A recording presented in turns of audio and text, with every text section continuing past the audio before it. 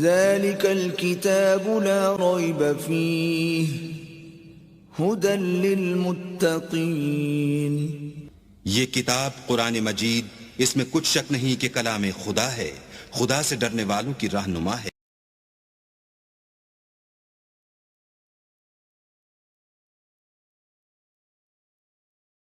اعوذ باللہ من الشیطان الرجیم۔ پناہ مانگتا ہوں میں اللہ کی شیطان مردود سے۔ بسم اللہ الرحمن الرحیم۔ شروع اللہ کا نام لے کر جو بڑا مہربان نہایت رحم والا ہے۔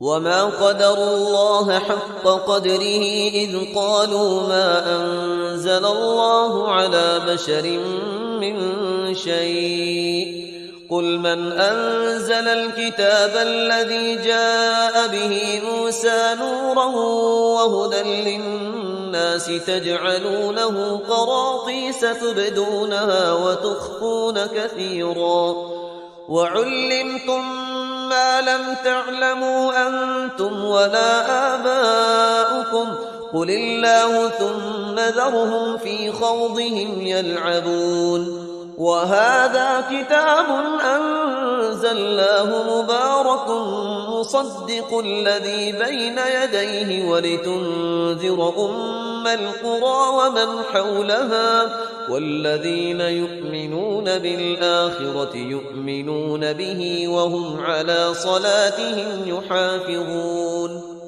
ومن أظلم ممن افترى على الله كذبا أو قال أوحي إلي ولم يوح إليه شيء ومن قال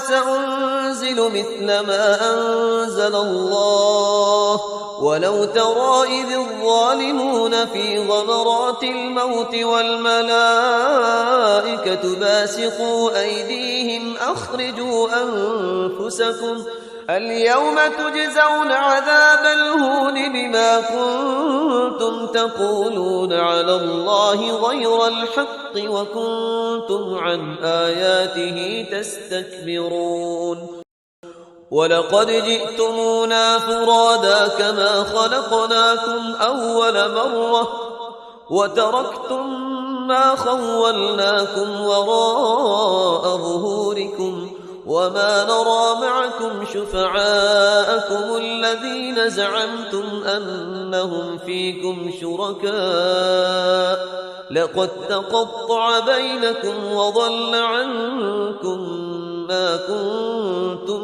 تزعمون۔ اعوذ باللہ من الشیطان الرجیم، بسم اللہ الرحمن الرحیم۔ وما قدر اللہ حق قدرہ اذ قالوا ما انزل اللہ علی بشر من شیء قل من انزل الكتاب الذي جاء به موسى نورا وهدى للناس تجعلونه قراطيس تبدونها وتخفون كثيرا وعلمتم ما لم تعلموا أنتم ولا آباؤكم قل الله ثم ذرهم في خوضهم يلعبون وهذا كتاب أنزلناه مبارك مصدق الذي بين يديه ولتنذر القرى ومن حولها والذين يؤمنون بالآخرة يؤمنون به وهم على صلاتهم يحافظون۔ صدق اللہ العظیم۔ اب اس سورہ مبارکہ میں اس رد و قدح کا ذکر ہو رہا ہے کہ جو یہودیوں کے سکھلانے پڑھانے سے مکے کے کچھ لوگ حضور سے کر رہے تھے۔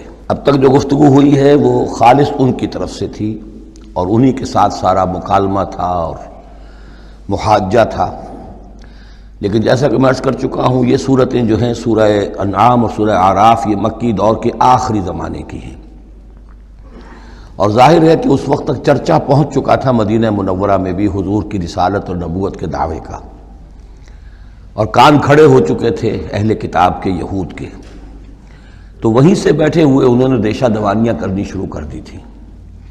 اور جیسے کہ ہم پڑھ چکے ہیں کہ جب زدم زدہ میں کوئی آ جائے تو وہ یہاں تک کہہ بیٹھتے تھے کہ ان مسلمانوں سے تو یہ مشرک بہتر ہیں جو بتوں کو پوجتے ہیں وغیرہ وغیرہ۔ اسی طرح کی ایک بات وہ ہے جو یہاں کہی جا رہی ہے۔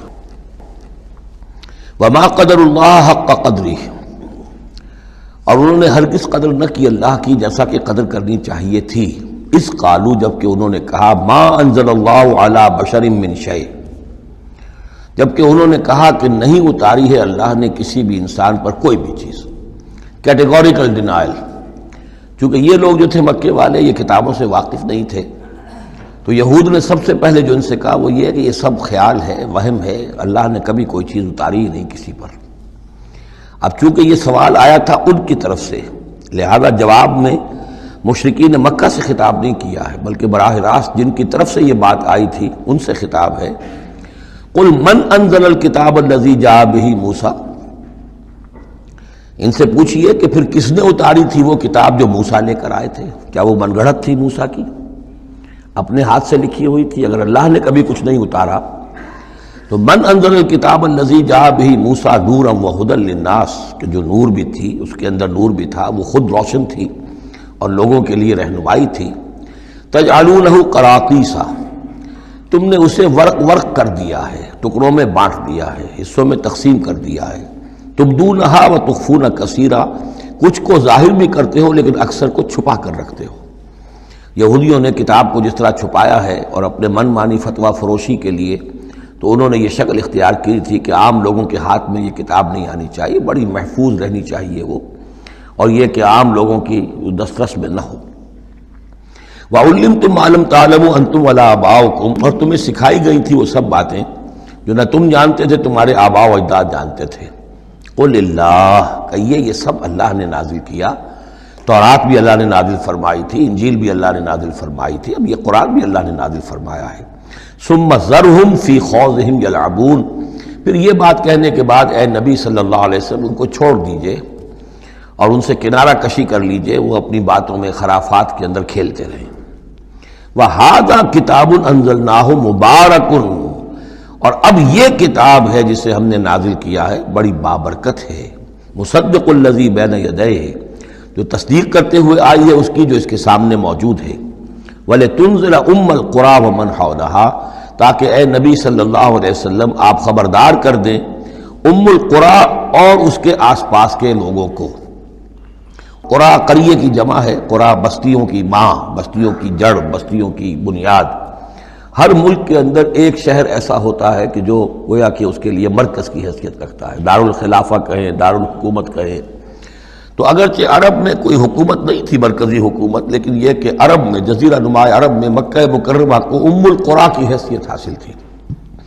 یہی ایک شہر ایسا تھا کہ جہاں ایک تو یہ کہ کعبہ تھا، تمام قبیلے جو ہیں وہ یہاں حج کے لیے آتے تھے، ان کا مذہبی مرکز تھا. پھر یہ کہ جو قریش کو خاص طور پر ایسٹ ویسٹ ٹریڈ کے اندر جو خاص مونوپلی حاصل ہو گئی تھی، اور وہ بھی اسی کعبے کی برکت کی وجہ سے، اس کی وجہ سے پیسے کی ریل پیل بھی تھی، قافلے آتے تھے جاتے تھے، یہیں سے ہو کر جو یمن سے قافلے چلتے تھے مکے سے ہو کر شام کو جاتے تھے، شام سے آتے تھے مکے سے ہو کر پھر یمن کو جاتے تھے. یہ ام القریٰ ہے. تو اے نبی ہم نے آپ کے پاس اب یہ کتاب نازل کی ہے جو مبارک ہے، تاکہ آپ ام القریٰ میں جو رہنے والے انہیں خبردار کریں، اور من حولہا، اور جو ان کے ارد گرد ہیں. اب یہ من حولہا کا معاملہ یہ ہے کہ اس کا تو دائرہ بڑھتا چلا جائے گا، اس لیے کہ ایک ماحول امیڈیٹ ہے، ایک ذرا اور فاصلے پر ہے، ایک اور فاصلے پر ہے. اور ویسے یہ ہے کہ دنیا کا نقشہ اگر ہم دیکھیں کہ جو بھی پرانے بر اعظم تین تھے، ایشیا، یورپ اور افریقہ، باقی یہ کہ امریکہ بھی بہت دیر کے بعد جا کر جو دریافت ہوا ہے، آسٹریلیا اور انٹارکٹیکا جو ہیں، تو یہ اصل میں ناف معلوم ہوتی ہے ان تین بر اعظموں کی. تینوں بر اعظم جہاں پر جڑ رہے ہوتے ہیں، تقریباً یہ علاقہ ہے جسے ہم مڈل ایسٹ کہتے ہیں. یہ مڈل ایسٹ تو اس کے لیے مس نومر ہے، صحیح لفظ نہیں ہے، لیکن یہ ضرور ہے کہ یہ نقطہ اتصال ہے جہاں یورپ مل رہا ہے، ایشیا مل رہا ہے، افریقہ مل رہا ہے، اور اس جنکشن پر یہ جزیرہ نما عرب واقع ہے. لہٰذا یہ اس اعتبار سے پوری دنیا کے لیے بھی ایک مرکز کی حیثیت رکھتا ہے. تو من حولہا میں پھیلتے چلے جائیں گے تو پورا کرۂ ارضی بھی آ جائے گا. والذین یؤمنون بالآخرۃ یؤمنون بہ، اور وہ لوگ جو آخرت پر ایمان رکھتے ہیں، یعنی یہ کہ ان لوگوں میں سے بھی، مشرکین میں سے بھی، ایک تو وہ جو سرے سے منکر ہیں باس بعد الموت کے، لیکن جن کے ذہن میں کچھ بھی تصور ہے کہ نہیں ہے، اب یہ اٹھنا ہے، جواب دہی ہے، تو پھر یہ ہے کہ وہ اس پر ایمان لے آئیں گے. وہم علی صلاتہم یحافظون، اور وہ اپنی نمازوں کی حفاظت کرنے والے ہیں. اس میں اشارہ ہو رہا ہے کہ لوگ ایمان لے آئے ہیں، آخر مکے ہی میں سے تھے نا تمام صحابہ کرام مہاجرین۔ وَمَنْ أَظْلَمُ مِمَّنِ افْتَرَىٰ عَلَى اللَّهِ كَذِبًا، اس سے بڑھ کر ظالم کون ہوگا جس نے اللہ پر کوئی بات گھڑ کر منسوب کر دی، نمبر ایک۔ اور نمبر دو أَوْ قَالَ أُوحِيَ إِلَيَّ وَلَمْ يُوحَىٰ إِلَيْهِ شَيْءٌ، اسی طرح اس شخص سے بڑھ کر ظالم کون ہوگا جو یہ کہے کہ مجھ پر وحی کی گئی ہے جبکہ اس پر کوئی وحی نہ کی گئی ہو۔ یعنی یہ دونوں باتیں برابر کے گناہ ہیں شناعت کے اعتبار سے، اللہ کی طرف کوئی شے منسوب کر دینا یا یہ کہنا کہ مجھ پر کوئی شے وحی کی گئی ہے، یہ دونوں باتیں برابر کی ہیں۔ تو ذرا سوچو کہ جو محمد صلی اللہ علیہ وسلم تمہارے سامنے موجود ہیں، کیا ان کی سیرت و کردار کی کوئی مناسبت ہے؟ ان کی زندگی کے اندر کوئی اور پہلو تم دیکھتے ہو ایسا کہ جو اتنے بڑے بڑے گناہوں کے ارتکاب کی بھی ان سے توقع رکھتے ہو؟ وَمَنْ قَالَ سَأُنزِلُ مِثْلَ مَا أَنزَلَ اللَّهُ، ایک اور تیسری بات ہے جو یہ کہے کہ میں بھی اتار سکتا ہوں جیسا کہ اللہ نے اتارا ہے، حالانکہ اس کا جیسا کہ قرآن مجید میں بار بار چیلنج آیا ہے، لیکن یہ کہ اس کا مقابلہ کسی نے نہیں کیا، پھر بھی یہ کہ زبان میں یہ الفاظ کہہ دینے کی حد تک کسی نے بکواس کر دی ہوگی۔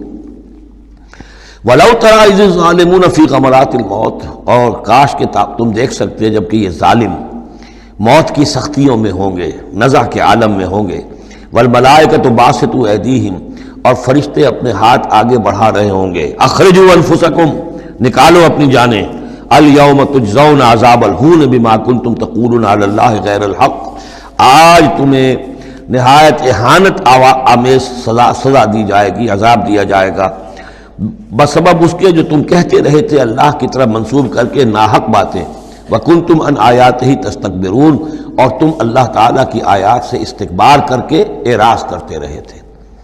وَلَقَدْ جِئْتُمُونَا فُرَادًا، اور پھر قیامت کے دن کہا جائے گا آ گئے ہو ہمارے پاس اکیلے اکیلے، کوئی تمہارے ساتھ لاؤ لشکر نہیں، کوئی تمہارے ساتھ ساز و سامان نہیں، تمہارے وہ خدم و حشم نہیں، کوئی تمہارے حمایتی نہیں، کوئی جماعت و جمعیت نہیں، کیونکہ یہ بات آگے بھی کہی گئی ہے سورہ مریم میں، وَكُلُّهُمْ آتِيهِ يَوْمَ الْقِيَامَةِ فَرْدًا، قیامت کے دن ہر شخص کا جو محاسبہ انفرادی حیثیت میں ہوگا، اور ظاہر بات ہے اکیلا آدمی کھڑا ہوگا، نہ اس کے رشتہ دار ہیں، نہ ماں باپ ہیں، نہ اولاد ہیں، نہ بیوی ہے، نہ بیوی کے ساتھ اس کا شوہر ہے، اور نہ ساز و سامان ہے، خدم و حشم ہے، کچھ بھی نہیں۔